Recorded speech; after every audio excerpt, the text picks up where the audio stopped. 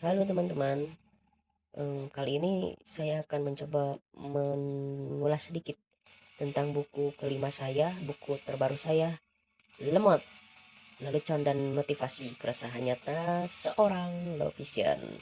Setelah sebelumnya, saya meluncurkan 4 buku. Pertama, buku Gegaderara, Gara-gara Demi Gara-gara. Buku kedua, Renta dan Koma, Realita Cinta dan Glaukoma. Buku ketiga, Gogi, God's Gifts, dan buku keempat Kenik, Konyol, Lucu, Aneh, dan Unik. Oke, untuk buku kelima ini kenapa diberi judul lemot? Karena pertama, ini ada dua makna ya. Lemot, lemot, lemot, ya lemot, lemah otak. Maksudnya gila, bener. Proses penulisan buku ini bener-bener, aduh, pelet banget. Soalnya otak itu beku, susah, sulit buat menuangkan apa yang ada dalam pikiran buat ditulis, susah banget, lama. Proses pengerjaan buku ini tuh lama banget. Pengerjaan buku lemot ini nauzubillahi min dalik, tapi ya pada akhirnya ya pecah bisul bos, mantap pokoknya. Terus lemot ini lelecon dan motivasi. Lelucon, kenapa lelucon? Karena oh ya sebelumnya, karena buku ini berdasarkan pengalaman hidup yang pernah saya alami ya.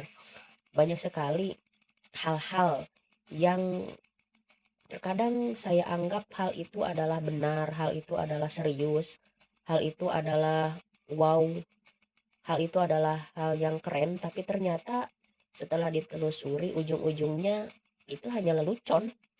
Banyak sekali saya menemukan hal-hal seperti itu. Contohnya apa? Ya nantilah kalian baca di buku saya, nanti ada di situ kok contoh-contohnya. Lalu motivasi. Kenapa motivasi?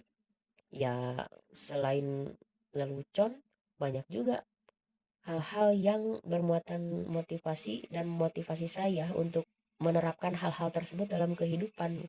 Ketika saya melihat, mendengar, menyimak, membaca atau apapun itu, saya banyak meresapi hal-hal apa saja sih yang bisa menjadi motivasi, hal-hal apa saja sih yang bisa menginspirasi buat saya, dan itu saya terapkan di kehidupan saya dalam menjalani waktu demi waktu, hari demi hari, dan seterusnya gitu.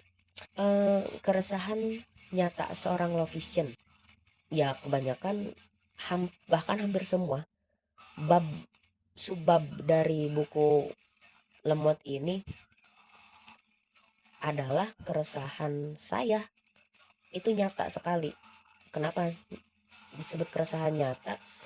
Karena keresahan itu benar-benar berasal dari dalam diri saya dan itu nyata adanya, ya begitu. Nanti kamu akan paham ketika membaca bukunya. Seorang low vision, ya karena saya seorang low vision gitu.